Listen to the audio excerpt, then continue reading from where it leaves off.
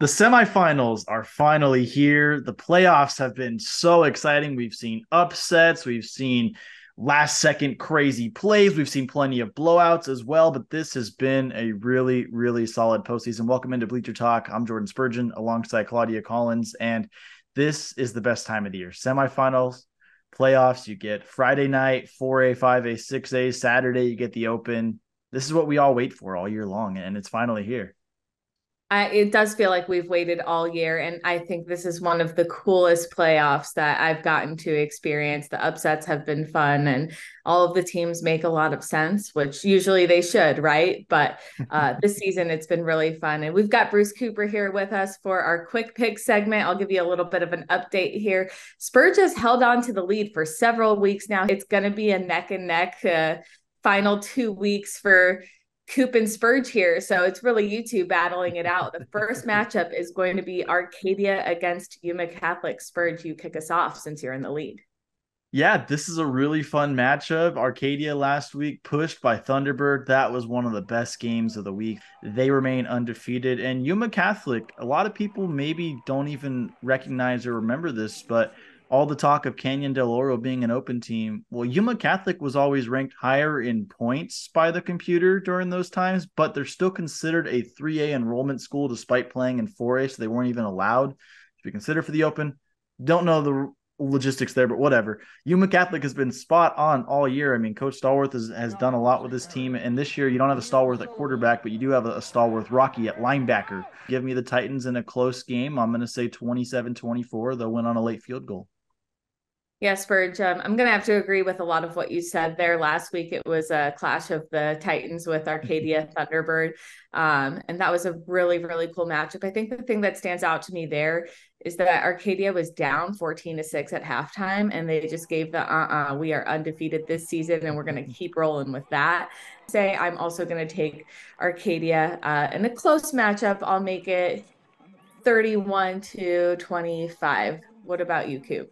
There's something about the Shamrocks come playoff time. They just managed to get the job done. I like a lot of what they do. I'm watching Sir Stokes. I'm looking at some of the things that he does. A great two-way player. I'm actually going to go with Yuma Catholic in this. And I'm going to go Yuma Catholic 37, Arcadia 31. All right, Horizon against Desert Edge. Coop, I'll let you start that one off. Wow, I said in the beginning that I liked Horizon to win it all, and so it's hard for me to backtrack on that now. But man, after watching what Desert Edge did last weekend, I mean, it looks like the Carter twins have those guys rolling at just the right time. I'm going to make myself out a liar. I mean, I picked Horizon. I thought I'd stay with him, but you know what? I'm going to flip flop. I'm going to take the Scorpions in this one. Give me Desert Edge 27, Horizon 24.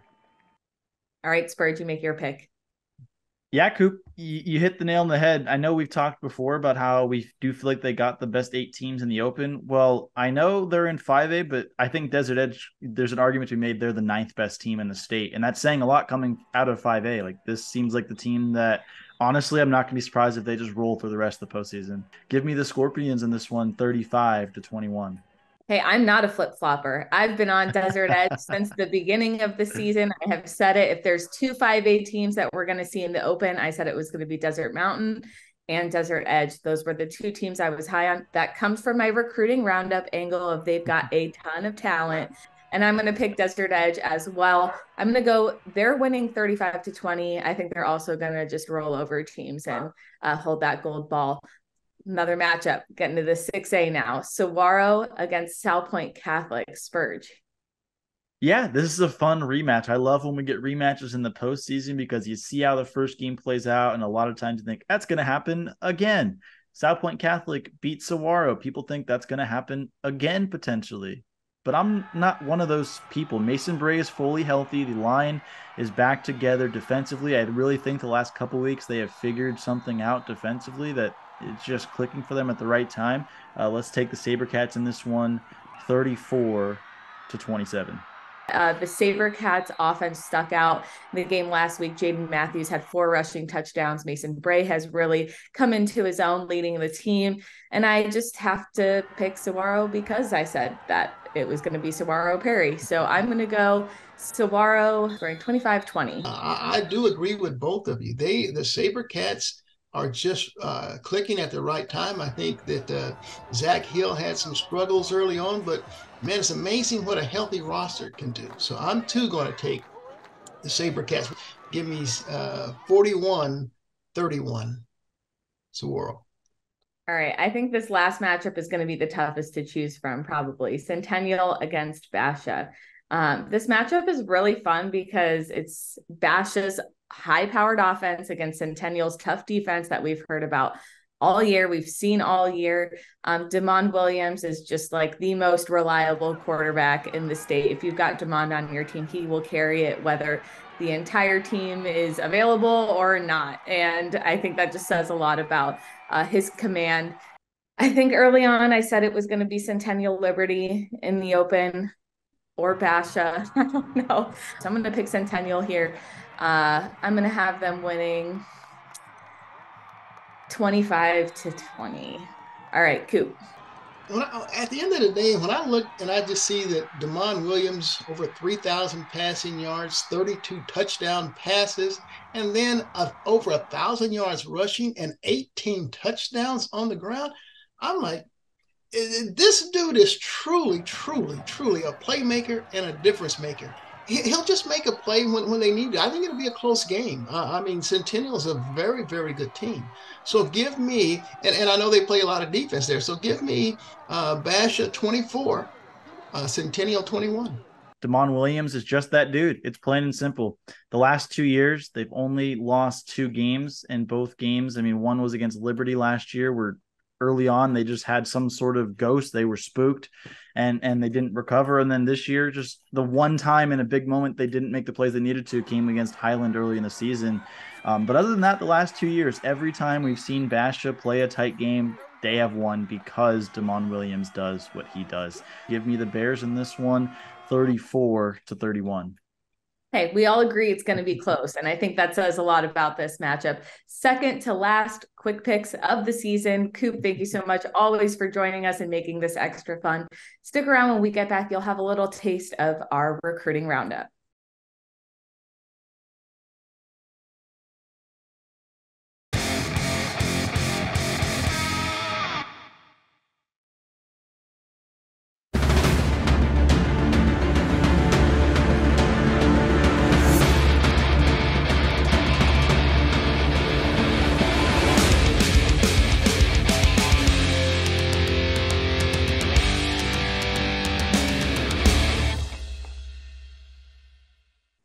What's up? Welcome into the Recruiting Roundup. I'm Claudia Collins, joined by Jordan Spurgeon and Eliav Gabay, part of our Bleacher Talk team here, our social spotlight team, which is actually perfect for this because these two were out on the sidelines on Friday nights for the quarterfinals here in Arizona for high school football, which has been so much fun.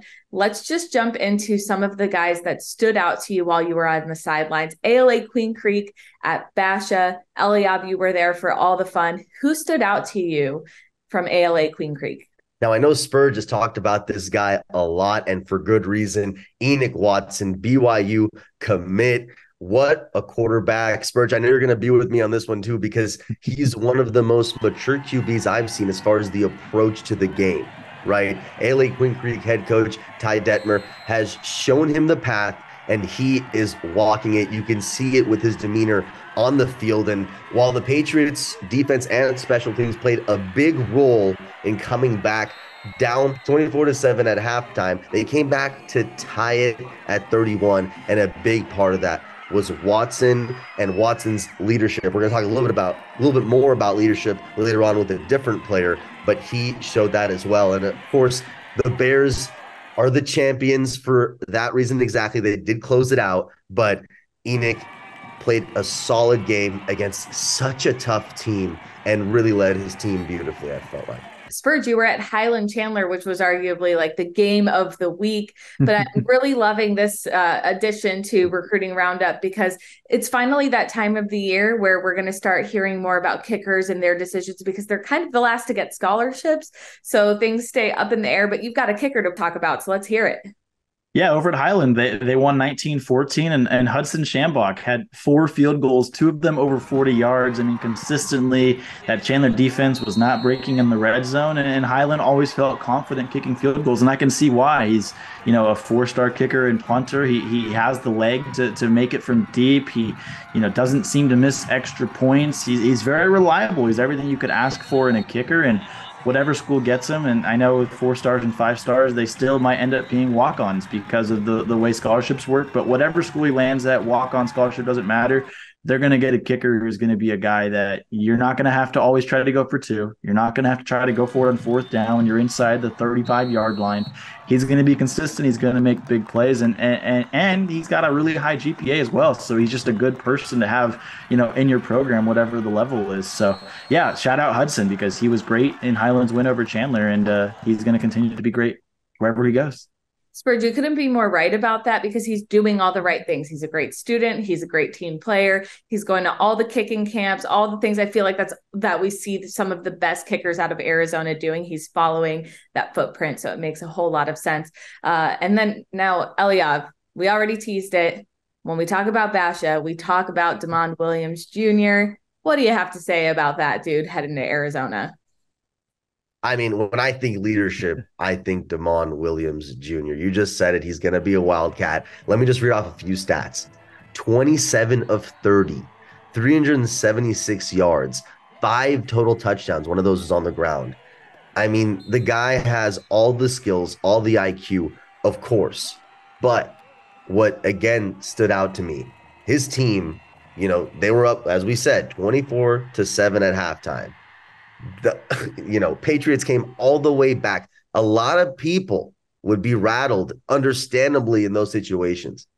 Demond was always calm, and he told me after the game he thinks it rubs off on his teammates, and I completely agree. And Jedfish has got a special one in Demond, not just because of the talent and the obvious skill and IQ that we just talked about, but those intangible qualities too.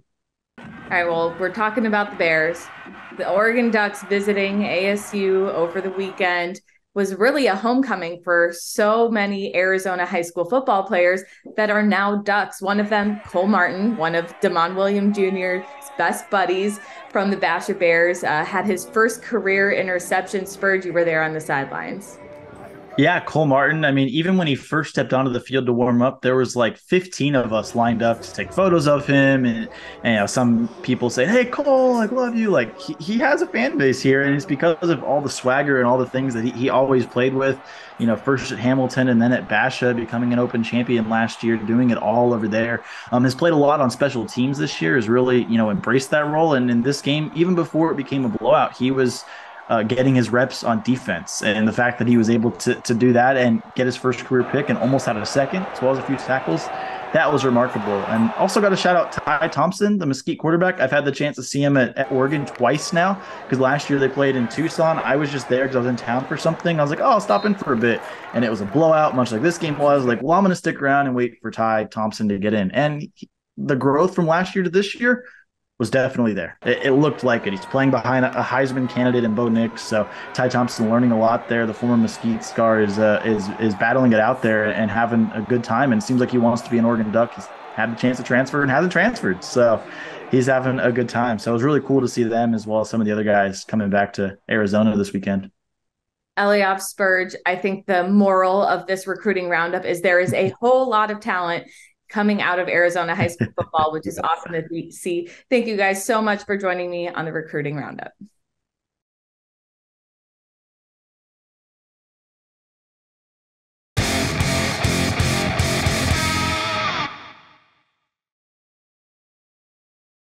Welcome back to Bleacher Talk. It's time for Social Spotlight. Jordan Spurgeon alongside Claudia Collins. And, of course, our man with all the spotlights, Eliav Gabay, bringing us all of the action. So, Eliav, we'll jump right into it. It seems like you got a clip that, maybe sparks some drama over on X. Hey, it lit the internet on fire. Let's put it that way. Let's have some fun with it. Let's get dramatic about it, Spurge. It lit the internet on fire. It was so fun to see. Was it a catch? Wasn't it a catch? It was ruled a touchdown catch. Now shout out to Mason Aaron of Basha for getting this insane. I don't care if it was a catch or not. It was an insane effort to get that touchdown by Mason. He bobbles it. It pops out. Reminded me of Edelman in the Super Bowl. Catches it. And a lot of people don't think it's a catch. Not that it matters. Scoreboard is scoreboard. Basha won. But Claudia, I'll start with you. Was it or was it not a catch? I wish I heard your take first because you were up close and personal for that. But I, I went back and forth and I did see a couple angles of it. While I do say Eliav Gabai had probably the best angle, I don't know. It is hard to say, but I don't think it was a catch based on what I'm seeing. And obviously that's really unfortunate. But it doesn't look like he had control when he hit the ground. And no angle was perfect. And this isn't the NFL. We might never know for sure. But it didn't look like a catch to me, but it sure made some fun times on Twitter. And that's what we want for social spotlight, huh? Oh yeah, and I wanted that SE top 10. I wanted it. I thought maybe, but what do you think, Spurge? Okay, wait, before you go, I won't the no cop out. I'll say mine first. Live, it looked good. So I don't want to blame the ref here. That's tough. That's so tough. Credit to him for just staying on top of it. But I also think that the ball hit the ground when before it flipped back up, and he did make that clean because his back was down once he caught it the second time. So people saying about his feet being out, I don't think that's a factor. But anyway, Spurge, what do you think?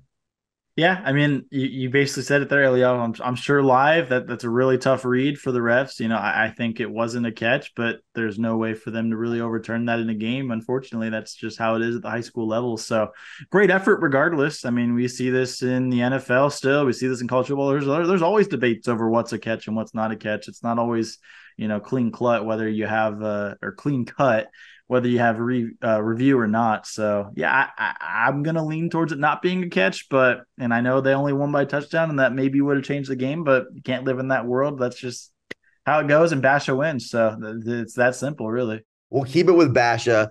I'm sorry to bring up bad memories, ASU fans. Okay, I was there as a fan as well. The Ducks absolutely smacked the Devils 49-13, but even though that was brutal, Arizona did get a nod via Cole Martin getting his first interception. Do it at home. And our guy Spurge, of course, got it on camera. That's a fun one, Spurge. That's a fun one to get when you're in Sun Devil Stadium. Yeah, it was a big one. 6 guys coming home to play, but Cole Martin, he's mostly been on special teams this year for the Ducks. And even before the game was getting out of hand, he started getting a lot of work at deep safety, and he was making plays. I've got video of at least 6 or 7 tackles or somewhere in that ballpark, and he almost had a second pick. So Cole Martin balled out in front of the home crowd, and that's what you like to see, a player kind of coming into his own as a true freshman. He's one of the top players we had the luxury to watch here. And now he's over at a program competing potentially for a CFP and slowly earning playing time. What more could you ask for? Yeah, absolutely. And speaking of more Arizona products, producing Devin Dampier, Saguaro alum. Wow. Okay. So the Lobos already had him in. They had the lead, but turned out they only won 25-17. So this touchdown that he throws when he loses the snap, gets it back, and then just launches it to the corner and gets it, ended up being some big cushion that they needed for the win. And Claudia, we talked about it with Brad on Friday. Devin very well could be the best player in Arizona that you and I have seen with our own eyes. I don't know what you think about that, but what a play from Devin. He's definitely top 2 that comes to mind. I think Demond is also there, but they're very different, especially size-wise, if we look at the 2 of them. But I think Devin was the first player that really stood out to me when I came into the recruiting space. And it's just, first of all, I've had a long sit-down interview with him since he's become a Lobo just a few weeks back. And he is so well received and so loved over there. I mean, I was talking with the athletic director for probably 30 minutes before the interview with Devin. And let me tell you, they see a lot of potential in him just the same way that we saw. And he's a playmaker. So if he's given the opportunity, there will be results. And that has been the case in every appearance he's made for the Lobos this season. And we love to see it. That's right. That's right. 5 touchdowns on the season for him so far. So we'll see where he goes from here. But that's all I got for Social Spotlight. Well, as always, thank you for joining us on Bleacher Talk. It is just near the end of the season, second to last one. We can't wait to see you next week. We'll see you then.